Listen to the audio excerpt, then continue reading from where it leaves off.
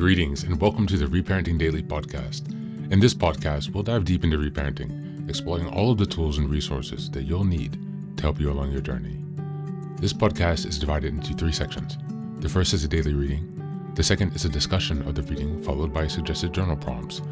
And the last section is a peaceful meditation for closing.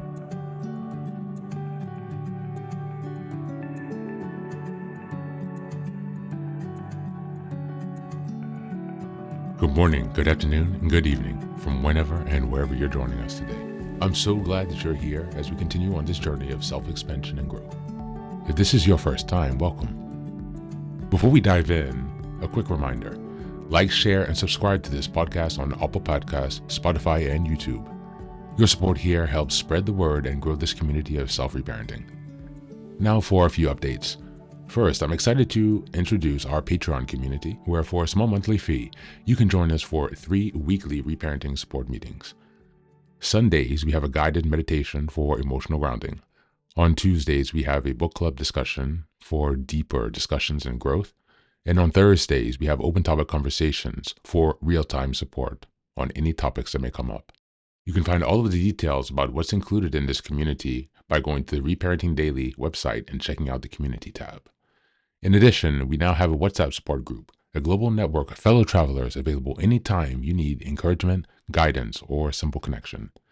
This is just one of the many ways we're building a strong, supportive space for your reparenting journey. The next announcement is that I've just released my first few books. The first is the Reparenting Daily Journal, a structured 365-day guide to help you work through reparenting day by day. Starting in 2025, each month focuses on a key theme with weekly sub-themes. The Reparenting Daily podcast episodes align with the journal, making it an interactive and immersive experience to help you stay focused and ensure real progress this year. Now for the next announcement, I'm thrilled to introduce Fairy Tales for Reparenting Daily, a collection of 3 books inspired by Jungian analysis, mythology, philosophy, psychology, and most importantly, the work of Marie-Louise von Franz. These short, simple stories are designed to help you reconnect with your inner child and experience healing through storytelling. What makes these books unique? Well, at the end of each story, there's a deep dive analysis exploring its themes, explored by journal prompts to help you reflect on how these lessons relate to your personal journey. All of these books are now available on Amazon, so go ahead and take a look and support this project. Reparenting is a journey of growth, iterative change, and continuous improvement. Much like nurturing the bonsai tree, it requires patience, care, consistency, and attention. Thanks for being here and supporting this work, and for committing on your journey of self-expansion. Now, without further ado, let's dive into today's practice. Today, we will listen to a lecture from Napoleon Hill. Just as a reminder, we're in April, and the theme is developing structure and discipline. We're in week 4, April 22nd until the 30th. And the theme is holding yourself accountable. Today we will not have a reflection, but I encourage you to listen to these words by Napoleon Hill, or these words inspired by Napoleon Hill, and to reflect on this theme of the week. Without further ado, here's Napoleon Hill. Made to win. Say it louder. I was not made to question. I was made to decide. Say it until your voice shakes off the dust of hesitation. I do not wait for courage. I move anyway. Because today, we are not here to play with belief. We are here to make it law. And once you've made a law of the mind, the body, the voice, the results, they follow. So stay with me from this first word to the last breath. And let's begin the process of burning doubt out of your identity for good. Let me be very clear. You were not born with doubt. No man is. Doubt is not a natural instinct. It is not hardwired into your soul. It is a condition, a disease of the environment, a mental parasite that grows only when fed. And the world, my friend, is full of feeders. You were born with curiosity, with hunger, with fire. No child comes into this world second-guessing himself. Look at any young boy. He does not wonder if he can walk. He tries. He does not ask if he has permission to explore. He moves. He falls and rises, screams and reaches, not because he's certain, but because he hasn't learned to fear yet. Doubt is not natural. It is taught. It is modeled. It is repeated. And by the time you are grown, you've been told, directly or indirectly, that your power is dangerous, that your fire must be tamed, that dreaming is for others, not for you. But here is the good news. If doubt was learned, belief can be built. And that building begins with remembering the truth of who you are before the world shaped you. It begins with one small act of rebellion, rejecting the idea that you must be hesitant just because others around you were. Let me show you how this worked in the lives of the men I studied. Henry Ford, for example, was not a man born into advantage. He had no prestigious schooling, no wealthy lineage, and yet he refused to learn doubt. When the world told him his vision for an affordable automobile was madness, he responded with action. His own engineers, men with greater education, told him it was impossible to build an 8-cylinder engine in a single block. And what did he say? Produce it anyway. Not once, not twice, but every time they returned with failure, Ford said the same words, produce it anyway. That's not genius.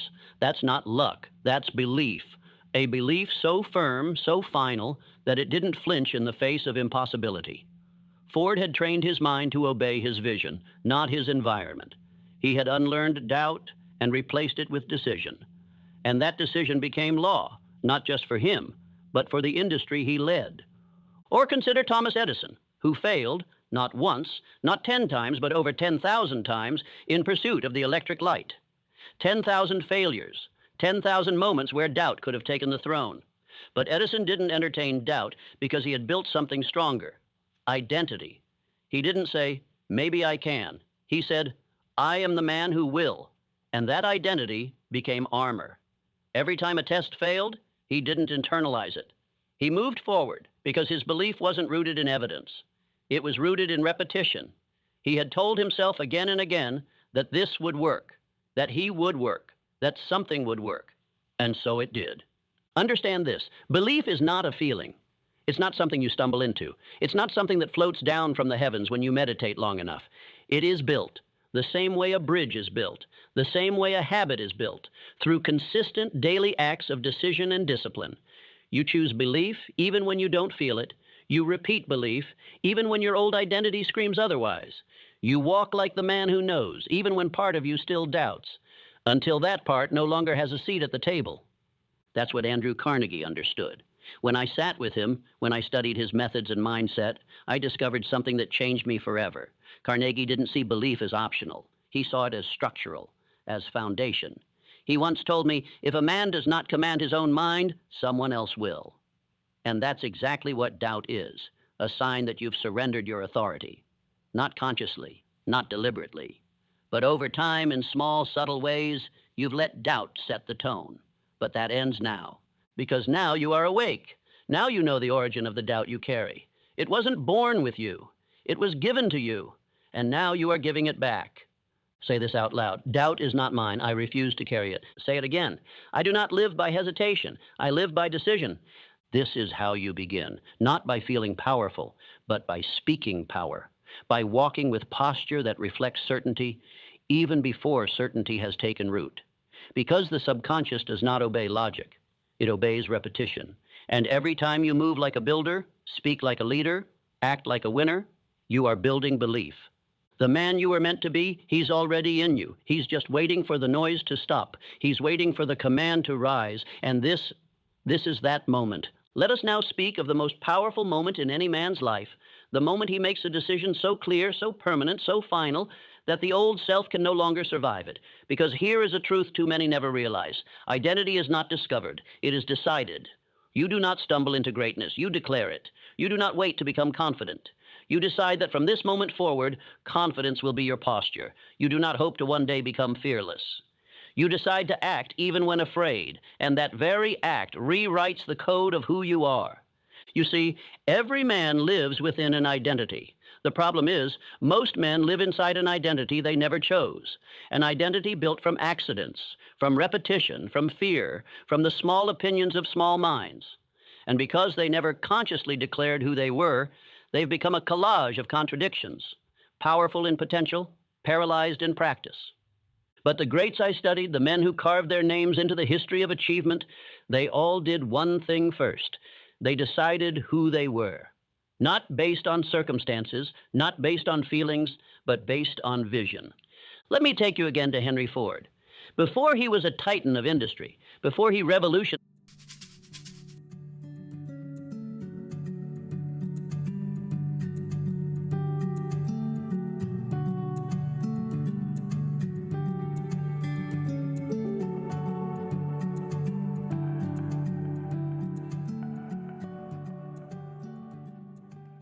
Welcome back. Welcome back. Now, this is the third and final section of the daily podcast. This is your silent meditation. Please go ahead and find a space where you can be comfortable and undisturbed, where you can relax and spend some time with yourself for this 10-minute silent meditation.